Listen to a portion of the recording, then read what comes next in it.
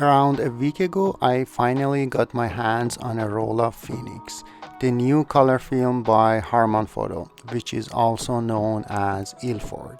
As you can see on the package, it says ISO 200, but based on the few reviews that I saw on YouTube, I decided to overexpose and shoot it at ISO 100. The first thing you notice is that this film has a yellow color, which is quite different than the brown color of a normal color negative film.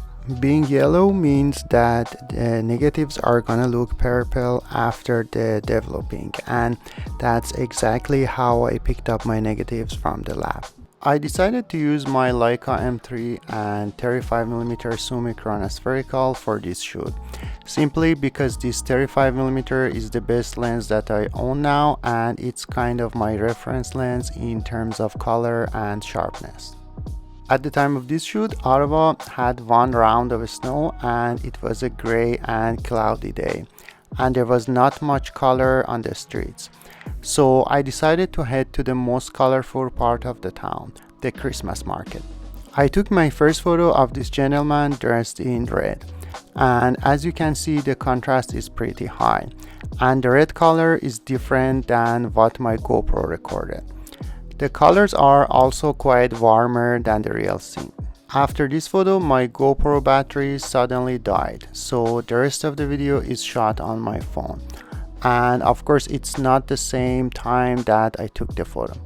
My next photo was from this view of Lansdowne Park building, and as you can see, the details of the sky are fully gone, and some shadow details are still not clear. It means that the dynamic range of this film is much lower than your typical color negative film. I took the next photo at the entrance of Christmas market, and again, high contrast, low dynamic range, and shifted colors. Then I walked in the market and took photos of different booths. This one is a good example that shows how high contrast and funky the colors can get. And in my opinion, in this scene, it worked fine.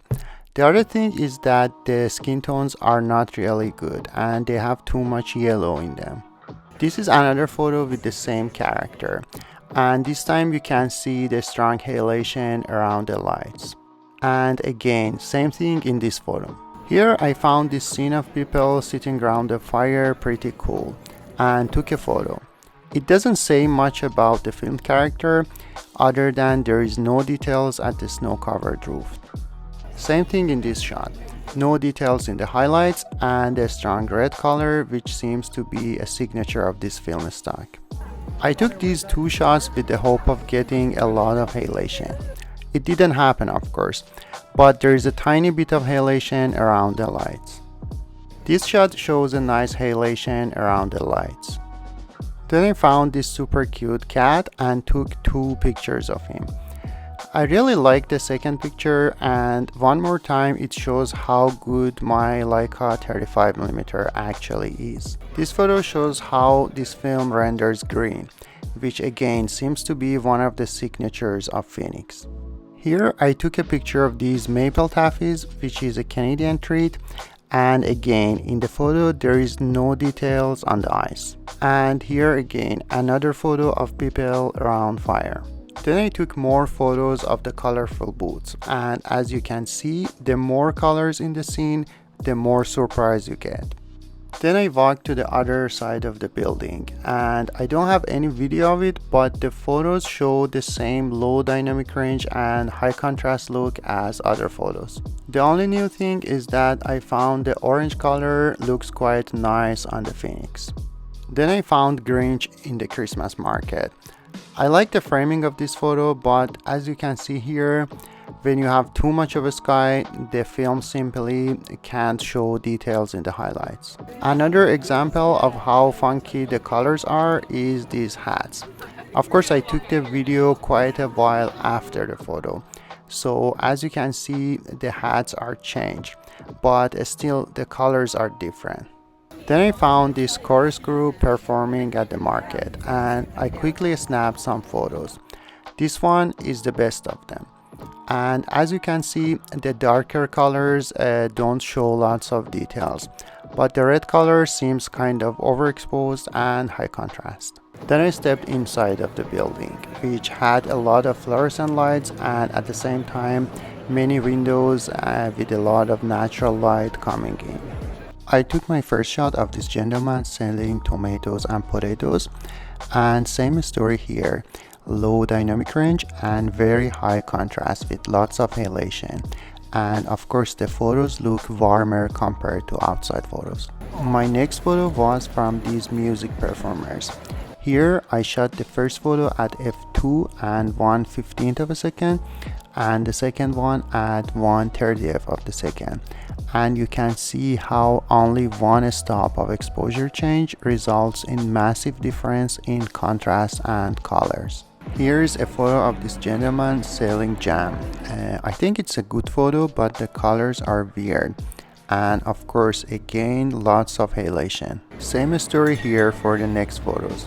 I think my indoor shots are a little underexposed because I didn't want to go below 1/15th of a second, and as you can see the film has a low dynamic range resulting in funky results.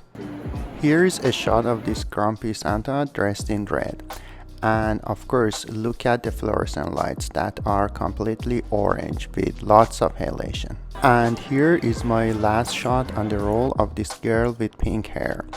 I think it's a good shot, and as you can see even the pink color looks a little funky and warmer. So what is my final verdict about this film?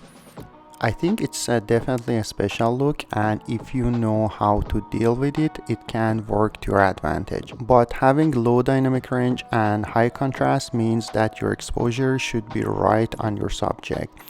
I shot this film at ISO 100, and it seems that even one stop of overexpose is not enough. So if you want enough details on your main subject, maybe overexposed by 1.5 or even 2 stops. Also, according to my experience, skin tones are too yellow to be useful for serious portrait work.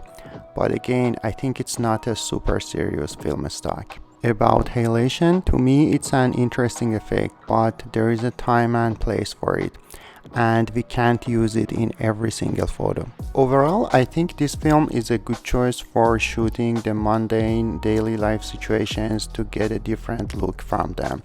But I wouldn't use it if my main subject is already interesting and I want to focus on it. And of course, it's not a good film stock for portraits. So that's it. I hope you liked this video. If yes, please give it a thumbs up and consider subscribing to my channel. Also, feel free to follow me on Instagram.